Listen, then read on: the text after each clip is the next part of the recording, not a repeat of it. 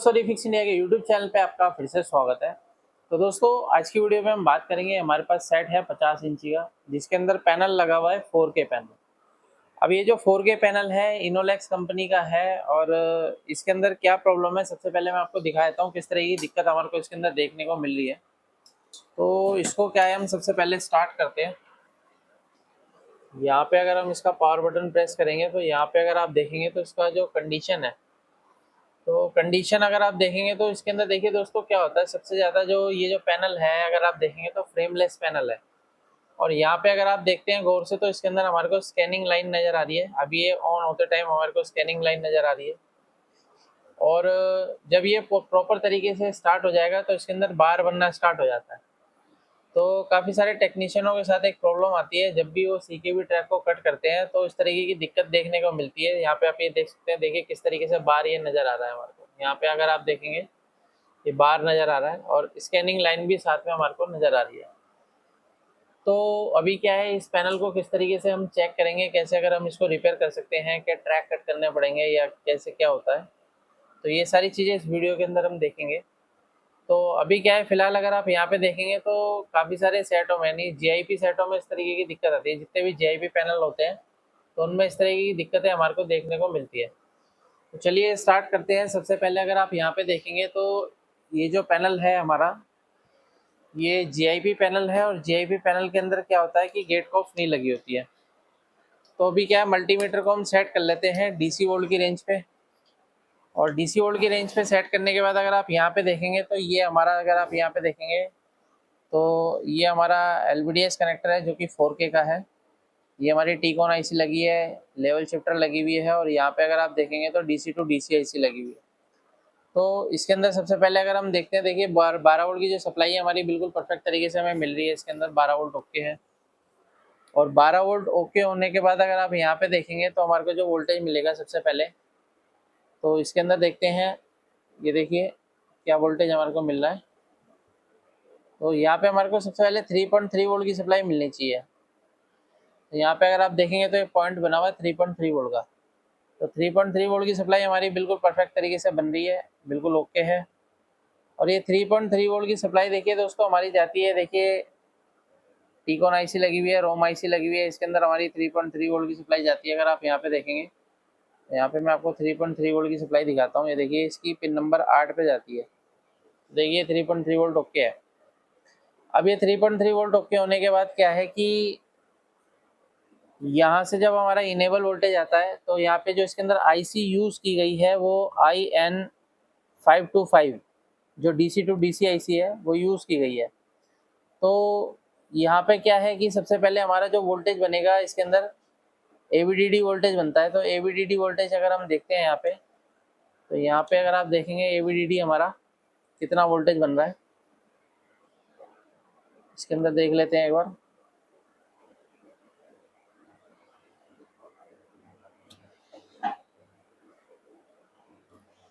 ये देखिए 15 वोल्ट की सप्लाई हमारी बन रही है AVDD। अब ये AVDD वोल्टेज हमारा बिल्कुल परफेक्ट तरीके से बन रहा है। AVDD के बाद हमारा VGS VGL बनता है। तो VGS और VGL देखेंगे तो यहाँ पे अगर आप देखेंगे तो -12 वोल्ट की सप्लाई हमारी VGL ओके है। और ये हमारा VGS वोल्टेज है 25 वोल्ट, 25 वोल्ट भी हमारा ओके है। तो ऑलमोस्ट क्या है, हमारी सारी वोल्टेज ओके है। और ये वोल्टेज जो जाती है हमारी लेवल शिफ्टर IC में जाती है। तो लेवल शिफ्टर IC आप यहाँ पे देखेंगे तो लेवल शिफ्टर IC की रिक्वायरमेंट होती है 3.3 वोल्ट, VGS VGL, ये सभी वोल्टेज जो है हमारी लेवल शिफ्टर में जाती है। तो लेवल शिफ्टर की अगर हम रिक्वायरमेंट देखते हैं तो अगर आप यहाँ पे देखेंगे 25 वोल्ट की सप्लाई ओके है। और यहाँ पे अगर हम देखते हैं तो इसकी -12 वोल्ट की सप्लाई भी ओके है। और भी वोल्टेज देख लेते हैं इसकी। तो यहाँ पे अगर हम देखते हैं ये 25 वोल्ट आ रहा है। तो ऑलमोस्ट क्या है, इसकी वोल्टेज सारी ओके हैं। अब लेवल शिफ्टर IC की सभी वोल्टेज ओके हैं, सारी चीज़ें ओके हैं, लेकिन फिर भी इस तरह की कंडीशन आती है। तो कई बार क्या होता है कि हमारी जो गेट लाइन होती है, गेट लाइन शॉर्ट होने की वजह से भी इस तरह की दिक्कत देखने को मिलती है। होता क्या है कि हमारी जो CKB सिग्नल होते हैं वो जब ड्रॉप हो जाएंगे या फिर बंद हो जाएंगे या फिर मिसिंग हो जाएंगे, तो इस तरह की दिक्कतें हमारे को देखने को मिल सकती है।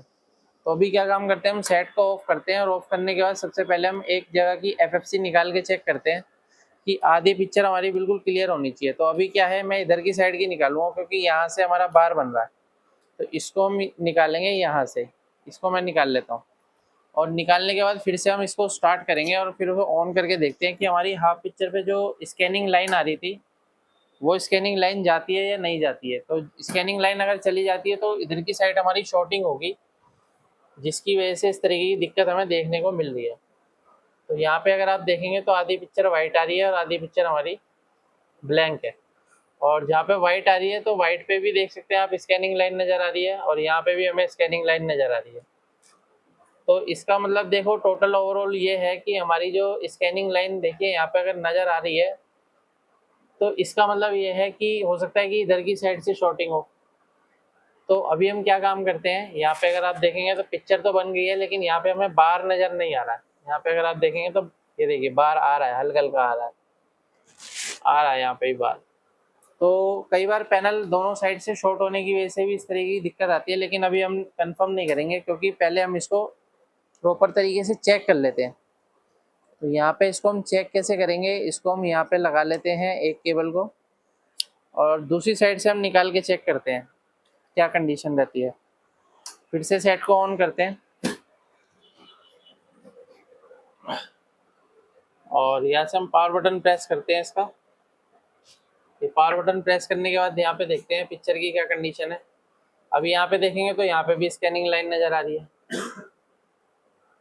और यहाँ पे अगर आप देखेंगे तो ये पिक्चर बन गई है लेकिन यहाँ पे भी स्कैनिंग लाइन है। तो इसका मतलब ये है कि दोस्तों ये हो सकता है कि दोनों साइड से सेम दिक्कत, यानी दोनों साइड से जो है अगर बर्न हो जाएगा या फिर शॉर्ट हो जाएगा या फिर वोल्टेज इसमें मिसिंग होगी तो हमारे को दोनों साइड फॉल्ट नज़र आएगा। तो अभी आप यहाँ पे देख सकते हैं, यहाँ पे देखिए बार हमारे को बनता हुआ नज़र आ रहा है।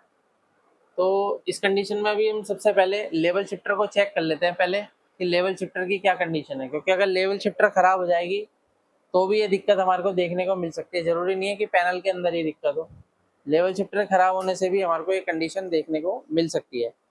तो इसको क्या है मैं वापस से लगा लेता हूँ क्योंकि हमारी जो हाफ पिक्चर है वो ओके होनी चाहिए थी लेकिन अभी हमारी ओके नहीं हुई है। तो यहाँ पे क्या है कि हम लेवल शिफ्टर को भी चेक करेंगे। तो लेवल शिफ्टर को चेक करने के लिए सबसे पहले हम सेट को स्टार्ट कर लेते हैं। तो सेट को स्टार्ट करने के बाद यहाँ पे हम सभी वोल्टेज चेक करेंगे। मल्टीमीटर को सेट कर लेते हैं डीसी वोल्ट की रेंज पे। तो लेवल शिफ्टर आईसी की हमने इनपुट वोल्टेज सारी चेक कर ली थी। अब आउटपुट चेक करेंगे। यहाँ पे आप जितने भी ये रेजिस्टेंस देख रहे हैं सभी हमारे आउटपुट में लगे होते हैं, ये हमारे सी के भी ट्रैक होते हैं। तो ये सभी हमारे गेट लाइन पे जाते हैं, यानी दोनों साइड पे जाते हैं, लेफ्ट और दोनों की साइड पे, हमारे लेफ्ट और राइट दोनों साइड पे यहीं से ही जाएगा। तो यहाँ पे अगर हम वोल्टेज चेक कर रहे हैं तो हमारे को यहाँ पे जो वोल्टेज मिल रहा है -12 वोल्ट की सप्लाई मिल रही है। दूसरे पे चेक करते हैं तो दूसरे पे हमारे को 6 वोल्ट की सप्लाई मिल रही है। फिर तीसरे पे चेक करते हैं तो यहाँ पे 5.5 मिल रहा है। तो आगे और चेक करते हैं तो फिर ये हमारा 6 वोल्ट मिल रहा है। यहाँ पे देखते हैं तो यहाँ पे 5 वोल्ट मिल रहा है। फिर यहाँ पे देखते हैं तो 6 वोल्ट, यहाँ पे देखते हैं 5 वोल्ट, यानी कि एक पे 6 वोल्ट मिल रहा है और एक पे 5 वोल्ट मिल रहा है। ये देखिए 6 वोल्ट मिल रहा है। अब 6 वोल्ट के बाद यहाँ पे देखते हैं तो यहाँ पे हमारे को 5 वोल्ट मिलना चाहिए। तो अभी अगर आप यहाँ पे देखेंगे तो 5 वोल्ट की जगह हमारे को यहाँ पे जो वोल्टेज मिल रही है वो -4 वोल्ट की सप्लाई मिल रही है। तो -4 वोल्ट की सप्लाई का मतलब ये है कि ये जो वोल्टेज है या फिर ये जो सिग्नल है हमारा ये अब नॉर्मल है, यानी कि हमारे पैनल के अंदर नहीं जा रहा है। और इसकी अगर हम पीछे से देखते हैं, ये जो हमारा ट्रैक आ रहा है लेवल शिफ्टर से आ रहा है, यहाँ पे अगर आप देखेंगे तो यहाँ पे हमें 5 वोल्ट की सप्लाई मिल रही है। देखिए 5.5, तो ये सप्लाई हमारे को ओके मिल रही है लेकिन आउटपुट में हमारे को नहीं मिल रहा है। तो होता क्या है कि हमारे पैनल से जो हमारी रिटर्न भी वोल्टेज जैसे अंदर ट्रैक जुड़े रहते हैं तो उसकी वोल्टेज हमारे को यहाँ पे दिखा रहा है ये माइनस वोल्टेज। लेकिन यहाँ पे अगर आप देखेंगे तो एक्चुअल जो सिग्नल है वो हमारा यहाँ पर है।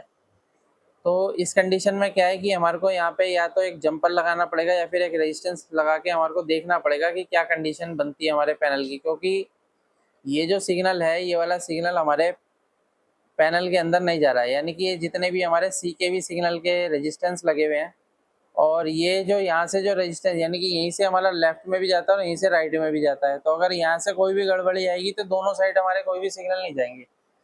यहाँ से हम क्या काम करते हैं, इसको बंद करके और इसको हम बदल के देखते हैं रेजिस्टेंस को। तो रेजिस्टेंस को बदलने के बाद हम देखेंगे क्या कंडीशन बनती है। अगर हमारी वोल्टेज बनती है तो ठीक है, नहीं तो हम ट्रैक को कट करके देखेंगे। अब ये जो हमारे GIP पैनल होते हैं, इनके अंदर सबसे ज़्यादा ये दिक्कत हमारे को देखने को मिलती है, सबसे ज़्यादा टेक्नीशियन को प्रॉब्लम आती है रिपेयर करने में। तो अभी मैं आपको लाइव रिपेयर करके दिखा रहा हूँ। अगर आपके पास भी इस तरीके के सेट आते हैं और आपको रिपेयर करने में प्रॉब्लम आती है तो आप पैनल रिपेयर की ट्रेनिंग ले सकते हैं। ट्रेनिंग लेने के लिए नीचे दिए गए कॉन्टैक्ट नंबर पर कॉन्टैक्ट कर सकते हैं, जिसमें आपको ऑनलाइन ऑफलाइन दोनों ट्रेनिंग मिलेगी और लाइफ टाइम बैकअप सपोर्ट भी मिलेगी। तो यहाँ पे क्या है, हम इसको निकाल लेते हैं इसको। तो कई बार इस तरीके के पैनल जो आते हैं, इसको बहुत टाइम लगा के चेक करना पड़ता है। ज़्यादातर टेक्नीशियन इस तरीके की कंडीशन में ट्रैकों को कट करना शुरू कर देते हैं। तो मैं आपको पहले ही बता देता हूँ, क्योंकि यहाँ पे अगर आपको वोल्टेज जो भी मिलती है, पहले आपको वोल्टेज का मेजरमेंट करना है। तो ये मैं निकाल लेता हूँ यहाँ से, और कोई दूसरी जगह से हम कोई कम ओम्स की एक रेजिस्टेंस लगा के देख लेते हैं यहाँ पे क्या कंडीशन रहती है। तो यहाँ पे मेरे पास एक और टीकॉन है जो कि AUO कंपनी का है। तो यहाँ से मैं 0 ओम्स की रेजिस्टेंस निकाल के लगा के देखता हूँ क्या कंडीशन रहती है। तो ये 0 ओम की रेजिस्टेंस है मेरे पास। अब इसको हम लगा के देखेंगे। ये टेम्परेरी बेस पे लगा के देख रहा हूँ, क्योंकि क्या होता है कि ये टेस्टिंग के लिए है, और बाकी आपको एक्चुअल में लगाना तो सेम मैं वैल्यू का लगाऊंगा यहाँ पे, लेकिन वो बाद में लगाऊंगा। पहले मैं इसको चेक कर लूँ प्रॉपर तरीके से एक्चुअल में प्रॉब्लम यहीं से है या नहीं है। तो ये हमने यहाँ पे लगा दिया, और लगाने के बाद क्या है, हमारे को ये चीज़ देखनी है ऑन करके कि जो हमारी यहाँ पे वोल्टेज आनी थी, जो 5 वोल्ट की सप्लाई आनी थी, वो 5 वोल्ट की सप्लाई आ रही है या नहीं आ रही है। तो इसको हम फिर से ऑन कर लेते हैं, और ऑन करने के बाद पावर ऑन करते हैं यहाँ पे, और यहाँ पे हम वोल्टेज चेक करते हैं। तो यहाँ पे हमारे को 5 वोल्ट की सप्लाई मिलनी चाहिए थी। देखिए 5 वोल्ट की सप्लाई हमारी आ गई है, 5.5 वोल्ट ओके है यहाँ पे। तो एक पे 5 आ रही है, एक पे 6 आ रही है। इसका मतलब क्या है कि हमारा जो सिग्नल है अभी फ़िलहाल के लिए ओके है। इसको पकड़ो एक बार। तो यहाँ पे क्या है, अगर हम पिक्चर की कंडीशन देख लेते हैं एक बार, तो पिक्चर अभी देख सकते हैं यहाँ पे हमारी क्लियर हो गई है। पहले हमारा यहाँ पे जो स्कैनिंग लाइन आ रही थी, वो भी स्कैनिंग लाइन आनी इसके अंदर बंद हो गई है। यहाँ पे देखेंगे तो स्कैनिंग लाइन अभी कुछ भी नहीं है, पिक्चर हमारी बिल्कुल क्लियर हो चुकी है। और यहाँ पे जो हमारा बार आ रहा था, वो बार भी अभी नहीं है। तो ये जो प्रॉब्लम आ रही थी, ये प्रॉब्लम थी सिग्नल के मिसिंग होने से, कि अगर सिग्नल मिसिंग हो जाएगा तो इस तरीके की दिक्कत आपको देखने को मिल सकती है। तो अगर आपको वीडियो पसंद आए तो वीडियो को लाइक करें, शेयर करें, कमेंट करें। Thank you friends.